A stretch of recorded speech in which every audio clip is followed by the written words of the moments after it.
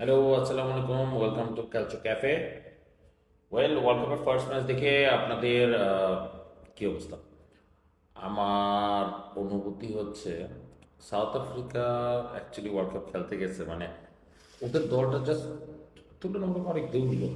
হয়তোবা তাদের ট্রেনিংটা ভালো ছিল, কিন্তু ট্যাকটিক্যালি যদি কাউন্ট করি তাহলে আসলে ওদের মানে দলটা অ্যাকচুয়ালি খুব খারাপ, মানে অ্যাটলিস্ট ট্যাকটিক্যালি।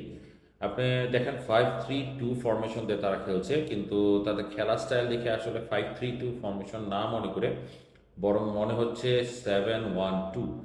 মিডফিল্ডে মাত্র একজন মিডফিল্ডই কাজ করছে, সেই উপরে যাচ্ছে, নিচে নামছে মকিনা।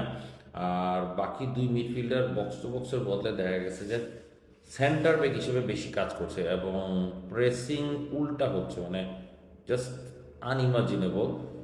মেক্সিকোর একটা ভালো স্কোরার যদি থাকতো হয়তো বা আরও বেশি গোল হইতে পারতো। তবে মেক্সিকোর ডিফেন্সিভ ইউনিট আমার কাছে খুব ভালো লেগেছে, এবং তাদের ট্যাকটিক্যাল ব্রিলিয়ান্সটা ভালো লাগছে। কুইনন্স খুব চমৎকার লাগলো।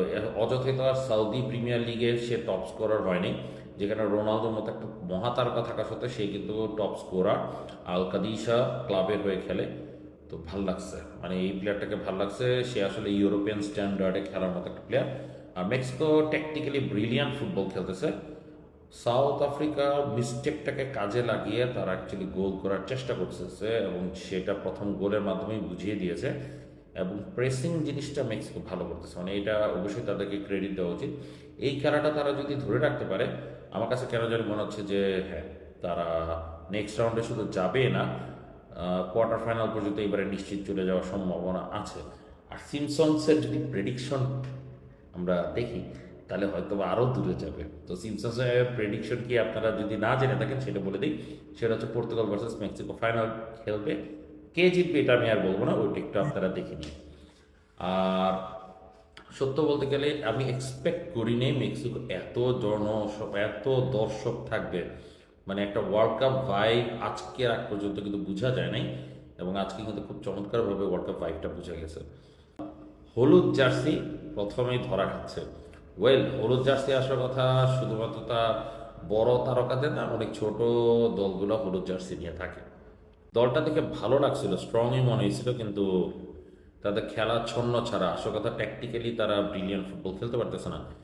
ইন বিটুইন গ্যাপ প্রচুর থাকতেছে, মানে ইন বিটুইন গ্যাপ মিডফিল্ড এবং অ্যাটাকিং ভাগে প্রচুর গ্যাপ থাকতেছে, হুইচ ইজ ভেরি ব্যাড।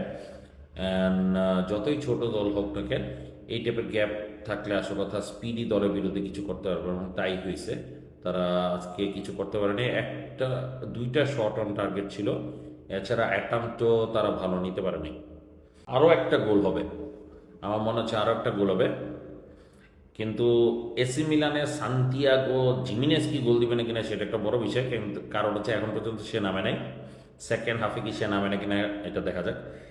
আর আরেকটা জিনিস হচ্ছে, মানে খেলাটা বোরিং হচ্ছে না, মানে পার্সোনাল ওপিনিয়ন, বোরিং হচ্ছে না, এনজয় করতেছি। ছোট দলের খেলাগুলো ইউজুয়ালি বোরিং হয়, এই খেলাটা এনজয় করতেছি। সকালের ম্যাচে কোরিয়া সাফার কি করতে পারে আমেরিকান কন্ডিশনে? মনে হচ্ছে কোরিয়া পারবে না। কোরিয়া অ্যাকচুয়ালি খুবই ইনকনসিস্টেন্ট একটা দল। কোরিয়া তাদের নিজেদের মাঠেই কি সাফার করবে না কিনা এটা একটা বড় বিষয়, কারণ কি কোরিয়া যেই দলটা আছে দলটা খুবই চমৎকার, বাট তাদের রেজাল্ট কিন্তু খুবই বাজে। আর চেক রিপাবলিক ডিফেন্সিভলি খুবই স্ট্রং। সো একটা ইউনিট হয়ে চেক রিপাবলিক খেলে, এবং চেক রিপাবলিকের খেলার ধরনটা খুব ভালো লাগছে। ওরা ডায়মন্ড ফরমেশনে খেলে, এই মানে পুরানা ঐতিহাসিক ফরমেশনটা তারা ধরে রাখছে, এবং চারটা মিডফিল্ডটা পুরো ইউনিট আকারে উপরে উঠে নামে। আজকে যেমন মেক্সিকোর যেই তিনটা মিডফিল্ড যে কাজটা করতেছে, যে উপরে উঠতেছে নামতেছে একই সাথে। তো চেক রিপাবলিকের বিরুদ্ধে আমার কাছে মনে হচ্ছে না যে জিততে পারবে সাউথ কোরিয়া, তবে ড্র করতেও পারে, কারণ কি সাউথ কোরিয়া টিমটা বেটার টিম। আমি অ্যাকচুয়ালি কোরিয়াও সাপোর্ট করতেছি না, চেক রিপাবলিকও সাপোর্ট করতেছি না, কেন জানি মনে হচ্ছে চেক রিপাবলিক এই ম্যাচটা জিতবে। মানে জিতবে না, ড্র হবে এই ম্যাচটা, আসলে রেজাল্ট ড্র হবে। 90 মিনিটস একটা বড় বিষয়। আজকে সাউথ আফ্রিকার তো মনে করছিলাম যে তারা কিছু একটা ফাইট দিবে, কিন্তু মেক্সিকো আসার কথা গোলকিপারের কাছে হেরে যাচ্ছে। গোলকিপার দুইটা অলৌকিক সেভ দেওয়াতে কিন্তু মেক্সিকো গোল সংখ্যাটা বাড়ে নাই। আর উইলিয়াম ভাল লাগছে, এই গোলকিপার আসলে ইউরোপিয়ান ফুটবল খেলা উচিত। তো এখানে রাখি, খেলা শুরু হয়ে যাচ্ছে। Thank you. ফারাবি এবং হিমেল দুইজনকে ধন্যবাদ জানাই কষ্ট করে আমার এই ইয়াটা দেখার জন্য। আসসালামু আলাইকুম।